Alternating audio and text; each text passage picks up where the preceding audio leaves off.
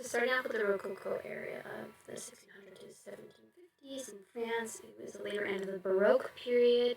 This time was associated with extravagance and luxury of the upper class and the aristocrats, which can be seen in the art. Starting out with women's fashion is the robe de France was popular inside and outside the French court. Size varied on the social status of the woman, and it featured a plateau back. In the middle, you have a picture of a stomacher, which can be seen from the front of the dress. Trends were the pantiers, which were a symbol of women's wealth and status. It determined the size and shape of the dress. On top of this, we had hairstyles popularized by Marie Antoinette, which were usually big updos featuring ribbons and gems and pearls in their hair. On top of this, we have men's dress, which is usually a three-piece suit. It did not change much, and men also wore wigs, and dress was either formal or regular dress. Formal dress maintained a matching piece suit featuring lots of decoration. Shoes were popularized by the king, and they were king's statement because he loved his legs, and this highlighted men's shoe wear. They were usually heeled. On top of this, we have the bayan, which was Indian-inspired luxury wear, which was worn at home. On top of this, we have roles of men and women. Men had more freedoms and were superior to women. Women were believed to be emotionally driven and materialistic, which reflected in the way they dressed. They were expected to be virgins, and their goal was to marry.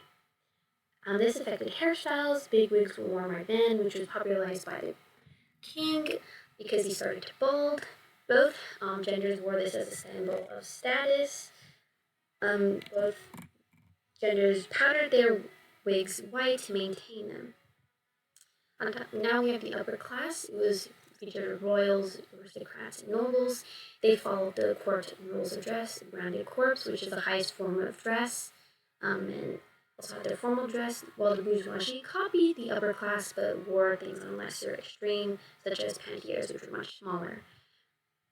The lower class usually wore chemises and dresses, and clothes were used repeatedly. On the bottom, we have pictures of better off peasants, while dirt poor peasants wore rags.